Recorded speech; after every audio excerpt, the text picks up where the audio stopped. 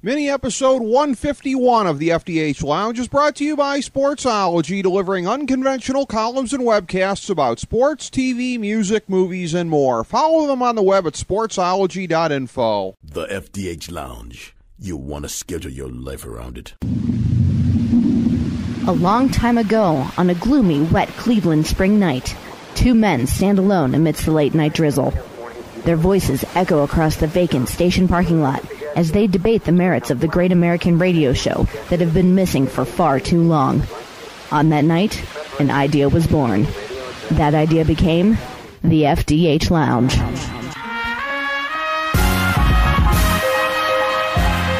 Welcome to the FDH Lounge. Hello, everyone. Welcome to FDH Lounge mini episode number 151. We've got a very special one for you here at the midseason point of the Major League Baseball campaign for this year. We have two guys who both have a tremendous passion for the game of baseball. One of our FDH Lounge dignitaries, Steve Kallas, and WFAN regular Evan Roberts, who, of course, is on early afternoons, paired up with another erstwhile friend of the show, Joe Benigno. Again, I'll refer everybody for a good laugh there. Go back and check in our YouTube archives for the program, the FDH Lounge, on the YouTube channel. Go check and see Joe Benigno chewing out yours truly for happening to have the crime of rooting for two NFL teams. A very funny thing here. But, again, his partner, Evan Roberts, we're very happy to have on with us on the program, as we've had him on multiple times, of course, holding down the early afternoon slot at the most prestigious station in radio, WFAN in New York, and as also mentioned, good friend of ours who's done a little bit of work there at WFAN in New York, one of our show regulars, Steve Kallas, who started off basically covering the sports legal beat at WFAN, and as we indicated, has expanded to doing a little bit of other more general sports work there, as well as Monday through Friday, early afternoons at our old stomping grounds, the Sports Talk Network, sportstalknetwork.com. Steve Kallas doing the show there. Then also previously covering general sports for WBOX in Westchester. A couple guys who really love baseball. We haven't had them on at the same time together on the show, but that's going to make this a fun segment. A couple guys who, as I indicated, know each other at least a little bit. Evan Roberts and Steve Kallas. Gentlemen, welcome. Good to have you both on, fellas. Yo, what's going on? Good to be with you, Rick. Hey, good to be with you guys, and I appreciate, I know, Evan, you were jumping on right after filling in late afternoon at FAN, so I want to say we really appreciate you being able to join us here. I'll start with you. We're not going to talk probably too much on the AllStar Game, because it's of limited interest, I think, to people relative to the rest of the baseball season. But, Evan, looking at it here, it's got to be a little bit difficult as a Mets fan, everything that went down from R.A. Dickey getting stiffed because Buster Posey can't catch a knuckleball. I should say R.A. Dickey getting stiffed from starting the game, at least anyways.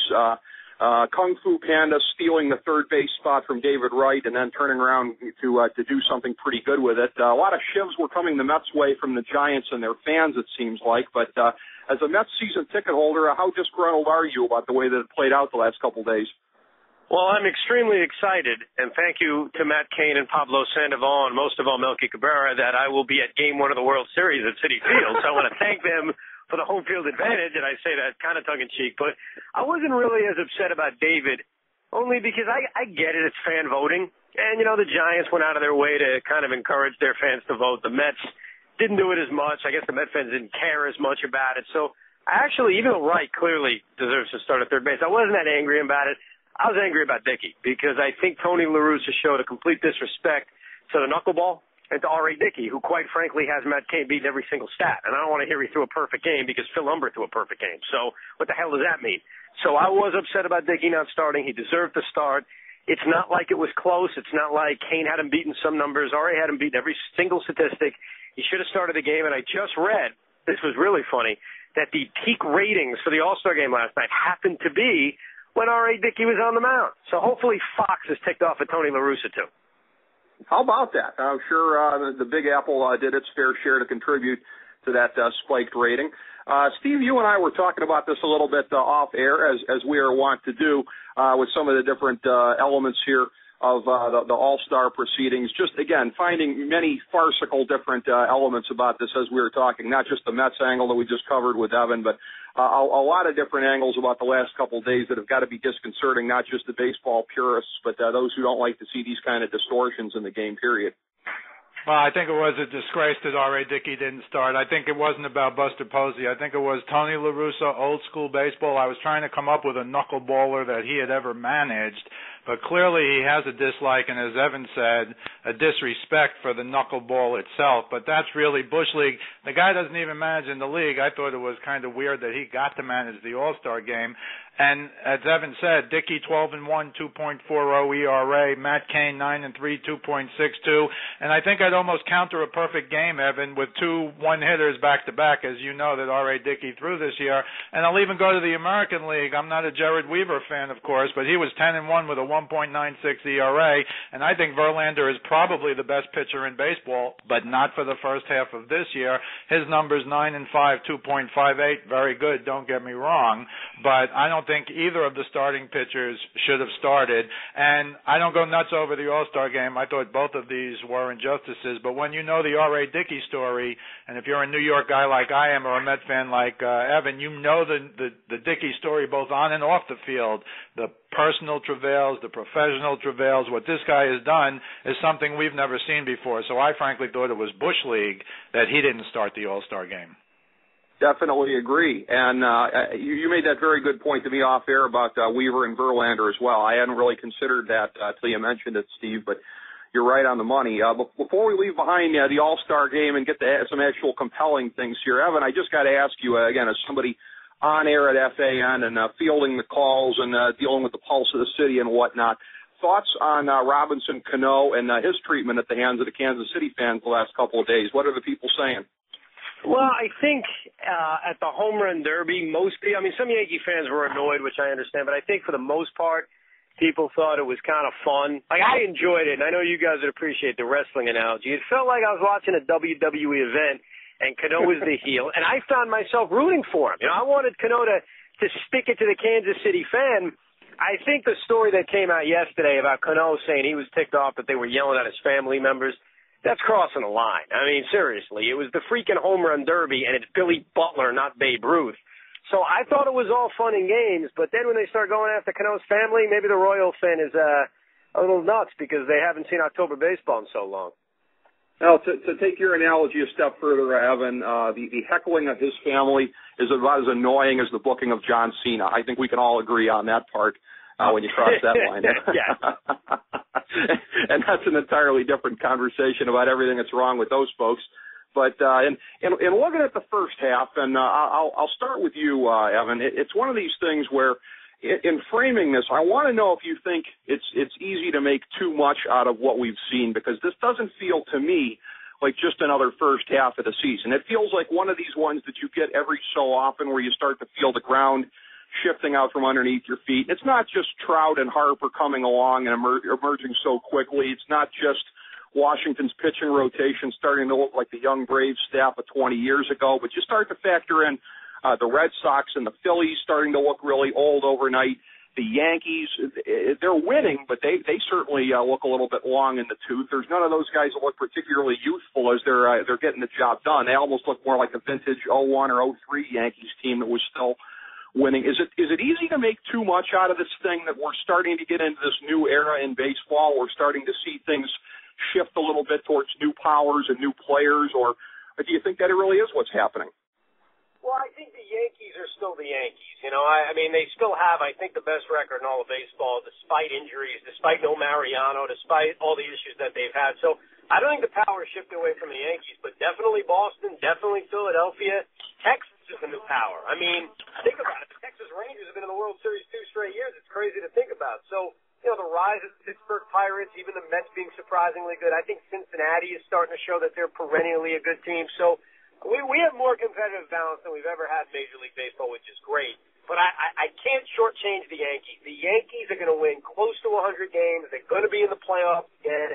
And if they get hot at the right time, they'll be in the World Series again. But definitely the Red Sox and Phillies, they're clearly not what they've been in years past.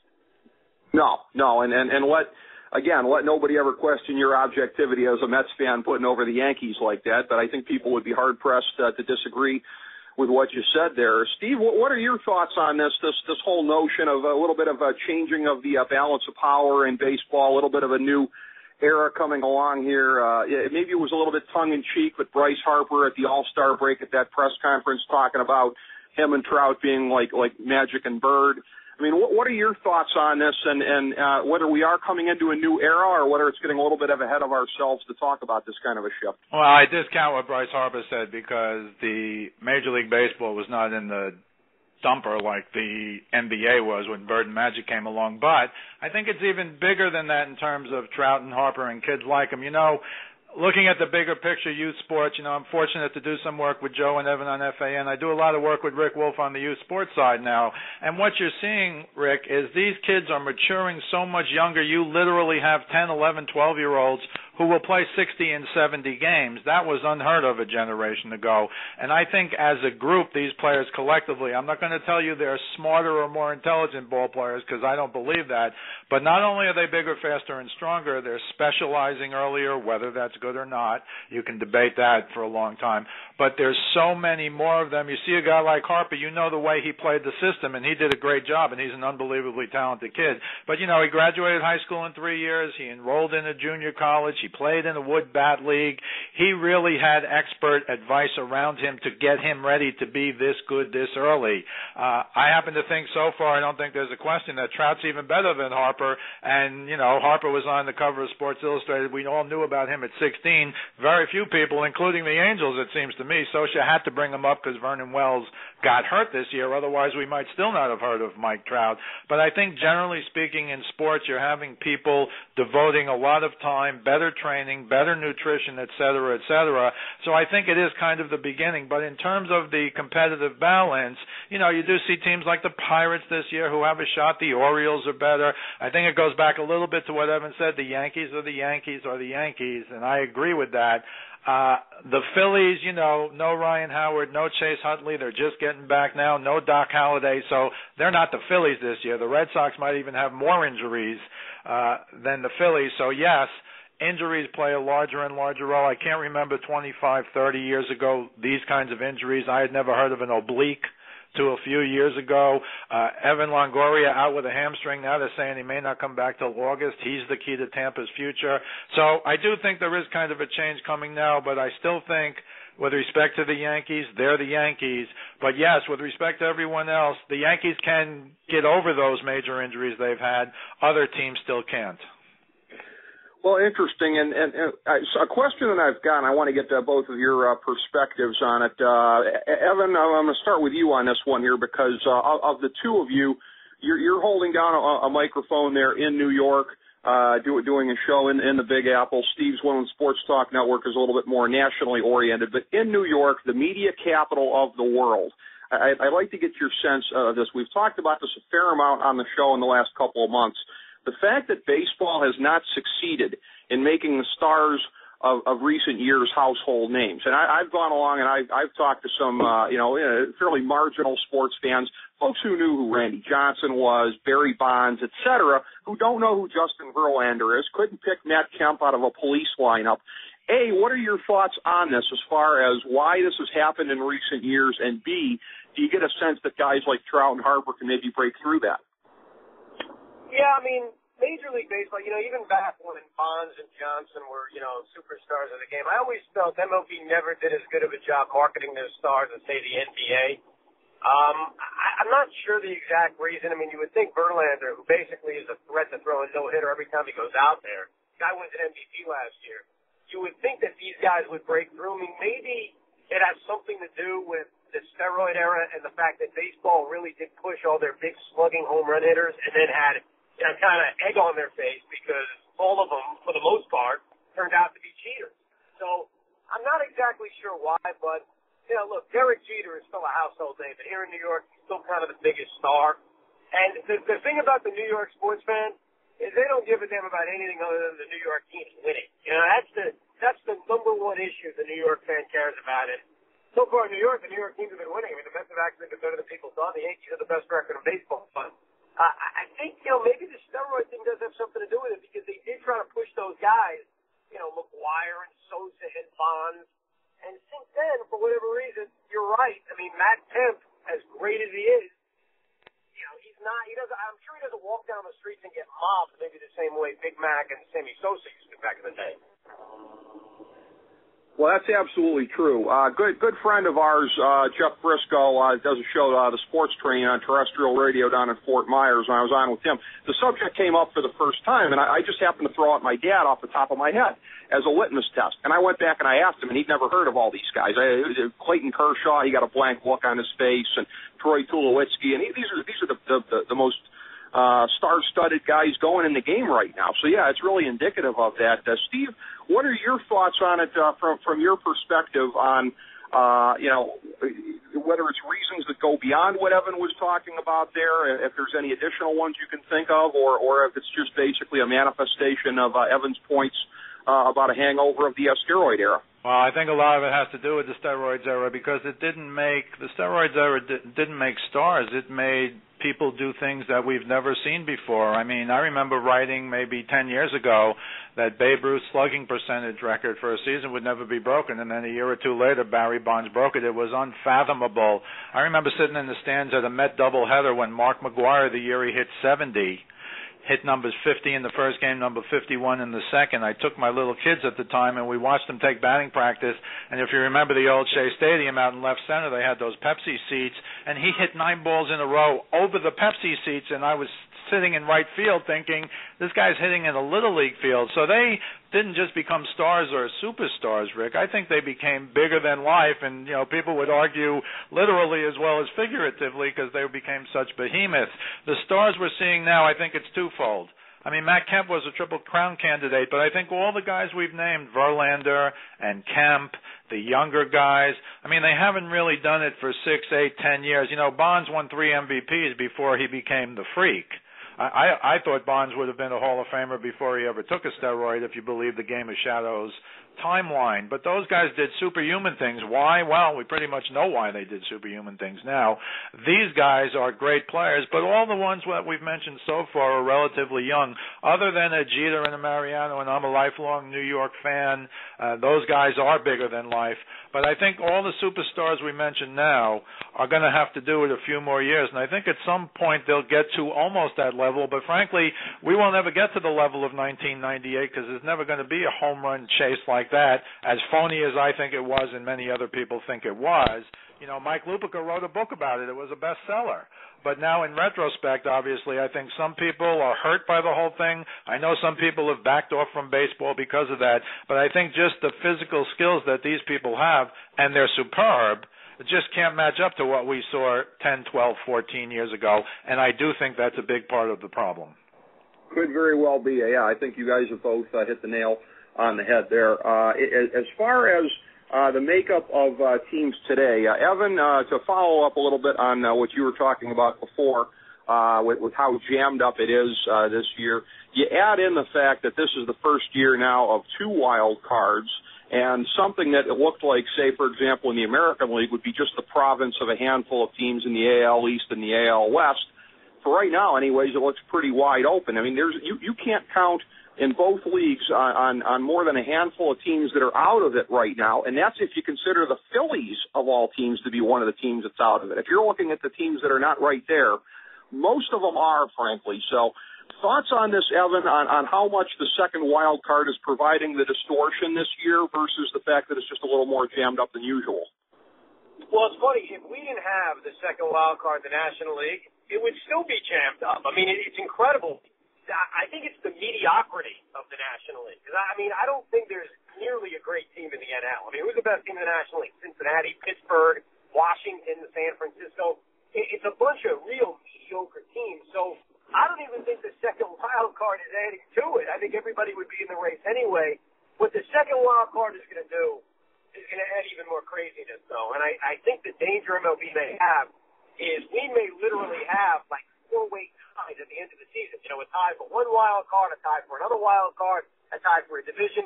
And we may need 3 or 4 days of playoff games just to get to the wild card playing game. So National League could be as just ridiculously kooky as possible.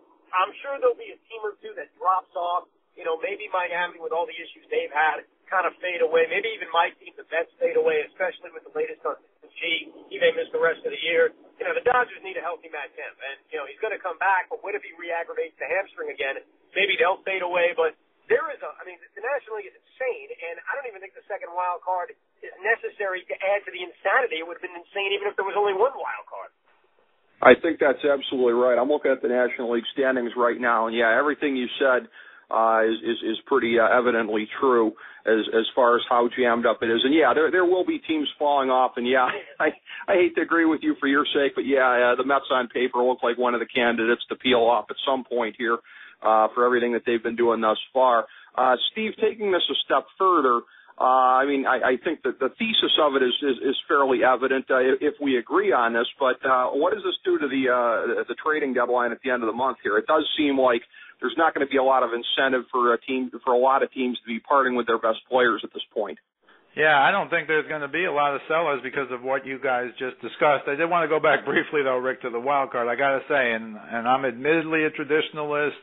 Put in any word you want, purist, I don't really care. But I was against the wild card for one reason and one reason only. In the history of baseball, unlike football, unlike basketball, unlike hockey, you had to win to win. And if you came in fourth place when Bill Russell won his last title and he went out in the blaze of glory and he won all the championships in the world, his team came in fourth place. And you see hockey teams routinely go from eighth to the finals or eighth with a chance to win the cup. In baseball, this was always foreign. Before 69, you won, you played in the World Series. Even in 1969, you won your division. The Mets played the Braves, you'll recall, before they got to the World Series. But you had to win. And winning the wild card to me has never been like winning the division. So now once you go from one wild card, I don't really have a problem going to two because I think you have to give an advantage to the team who won the division. And I've heard Evan and Joe talk about it for years on the air. You didn't have an advantage when you won the division. We saw a number now of wild card teams win the World Series. You're really, really, really going to have to be the best team playing at that time to win the World Series if you're a wild card, because you might get knocked out in that first game now, and if nothing else, you're probably going to have to use your best pitcher, and that's going to hurt you in the next series. So from a wild card perspective, I didn't like it at first, and I understand, look, facetiously I once wrote they should have the major leagues, no American League, no National League, let's have 10 three-team divisions. Oh, better yet, let's have 15 two-team divisions, and then the best record of the 15 losers can be the wild card, and we'll have a 16-team playoff just to show the absurdity. But I personally have always thought in baseball it was different from the other sports because you had to win to get in, and nowadays you don't have to win your division to get in. In terms of the trading deadline, again, a lot of teams are not going to be sellers this year because there's so many teams in the mix. And I think Evan's right. The second wild card, even though a lot of teams, even if there was only one wild card now, you go another 3-4 weeks till the end of July, I think that second wild card will bring even more teams still thinking maybe they've got a chance. Forget being above 500. If you're at 500, if you're just a little below 500 and you still have 2 full months left of the season, you'd be less likely to sell. So I don't think there's going to be lunacy at the trade deadline. Yeah, you know, the Cubs, I don't know, Matt Garza maybe, or the teams that are really out of it, but those teams that are really out of it are only 4, 5, 6 teams maybe. So I think there's not going to be a big trading deadline this year. They need to move the trade deadline. They move it to August 15th, in my opinion, based on that. I mean, your point's 100% right. July 31st is just too early. I remember back in the day, June 15th used to be the old trade deadline. Right. They moved it to July 31st. I think August 15th, it's an extra 2 weeks. I think that would be the new trading deadline. And they may change that eventually because you're right. There aren't enough sellers in the next couple of weeks. Good call, Evan, and I'll bet you they're going to do that, and they may even cite the second wild card as a consequence of that, why they're having to do that. Whether or not that ties in 100% or not, but I bet that's the reason they go with. Also, to Steve's point on this, I've always found that it's fun just to kind of taunt the Trouts about their 04 title. Tell them, you do know you didn't even win your division that year for their practice World Series title. Like to throw it back at them a little bit. As we're bringing it around here, looking at the second half of the season, Evan, what are your thoughts on what lies ahead, some of the big storylines of the second half here? You've got Texas that would be at least mildly historic, if they're able to win their third consecutive American League pennant. You've got the White Sox really hanging in there with a 1-2 punch in the starting rotation that I think is better than anybody figured it was going to be. Washington and Baltimore, Beltway World Series perhaps. A lot of interesting storylines looking ahead to the second half. I think the American League is going to get boring because I think the Yankees win the division easy. I think Detroit will eventually straighten things out and win the Central. Texas, Anaheim, Tampa Bay probably all divvy up that second and the top two wild card spots. The National League to me has the storylines because the Pittsburgh Pirates haven't had a winning season in about 5,000 years, and they've got a chance to win the National League Central. So I think the Pirates are a huge storyline. I think what Washington does with Strasburg is going to be fascinating. They keep talking about an innings limit. The Washington Nationals have the best record in the National League. They're in first place in the National League Eastern Division. Are they really going to shut down Steven Strasburg? So I think the Pirates, though, I think that's the number one story. I mean, how fascinating is this? This is a team that hasn't had a winning season since those old Pirate teams that won 3 straight National League East in the early 90s. And they've got a chance. And I think they're legit, unlike last year where they completely collapsed. So I really think the American League is going to get boring because I think what we thought it was going to be is what it's going to be. New York, Detroit, Texas, Anaheim, Tampa Bay. The National League is absolutely insane, led by the resurgence of the Pittsburgh Pirates. Absolutely. You know what? It's funny to hear you say that. One more reason for folks like me, Clevelanders like me, to hate Pittsburgh, that McCutchen has become everything we always wanted Grady Sizemore to become. He's become that guy we thought Grady was going to be, and McCutchen is, he's one of the best players on the planet as of right now, and he's showing what one guy can do to drag a team to first place, along with a couple other folks on that team, McDonald and a handful of other players. But, yeah, they're not that deep of a team, and it's amazing what they've been doing. Steve, what are your thoughts on that? Yeah. Well, I remember the Yankees used to have a guy named A.J. Burnett, and then somehow the Pirates have a guy of the same name. Somebody told me they were the same guy, but I've actually watched that A.J. pitch this year, and he doesn't look at all like the guy who pitched for the Yankees. I mean, he's probably the comeback player of the year, and believe me, it hurts me to say that. But McCutchen's a legit MVP candidate. You know, you talk about young players who are not household names yet. This guy was great last year and is even beyond that this year.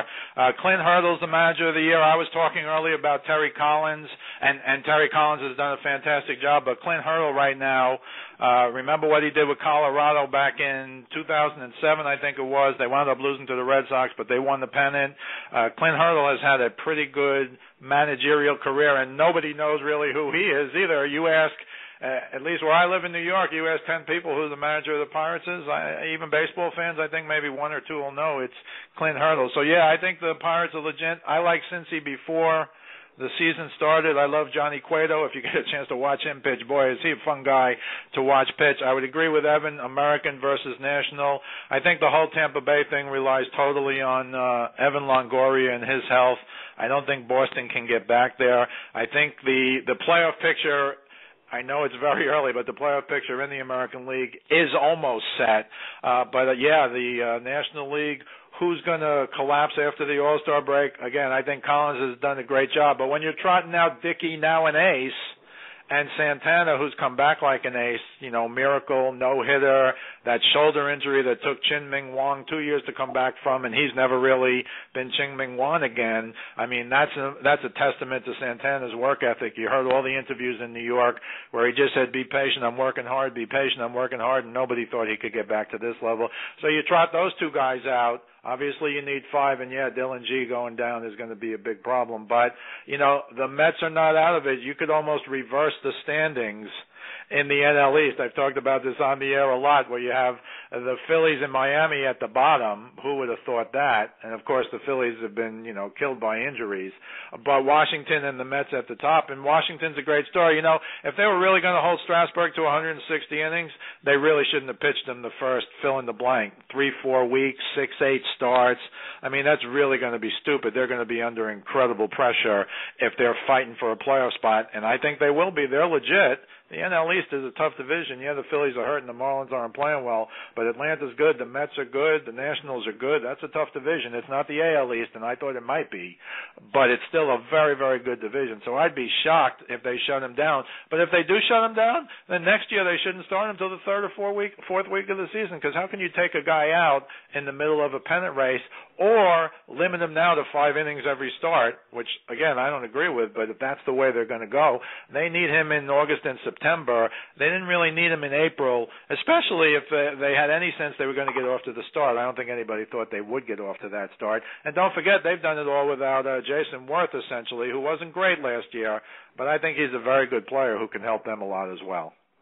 Well, yeah, and Michael Morse was out of there part of the time also, right, too. And again, when you look at it, my guess is that they split the difference. Throw in a sixth starter from time to time, limit him to 5 innings a start. I'd be surprised if it was anything as drastic as shutting him down. I think the fans would probably riot if they did that. But, Steve, always great having you on. I enjoy that we're able to do this very regularly, having you as one of our FDH Lounge dignitaries. I know we're going to do it again here. And, Evan, it's been a while, but it's always a lot of fun. Come on back on. We'll talk to Graphs. We'll break down a whole bunch of things here. Always a pleasure, my friend. Anytime. Thanks, fellas. All right, good to be with you, Rick. We'll do it again. Wonderful. Thank you all for tuning in also. FDH Lounge mini episode number 151. As we bring the show to a close, we would like to extend our deepest gratitude to NBC, CBS, ABC, Fox, all Clear Channel affiliates, TNT, TBS, USA, UPN, Deadspin.com, YouTube.com, YTMND.com, MySpace.com, various blogs, Fox News, CNN, CNBC, MSNBC, IamBoard.com, Billboard.com, Google.com, ESPN, ESPN2, ESPN News, ESPN Classic, NBA TV, NFL Network, Sports Time Ohio, Athlon Magazine, Comedy Central, Cartoon Network, The Boomerang Channel, QVC, BET, The Spice Channel, Steno Notebooks, Manwich, Papermate Office Supplies, Waitresses, Strippers, Bartenders, Garbage Men, Janitors, Microwave Popcorn, the writers of The Office, Scrubs, Entourage, My Name is Earl, Oz, Metalocalypse and the Boondocks, Aquafina, and The Periodic Table of Elements.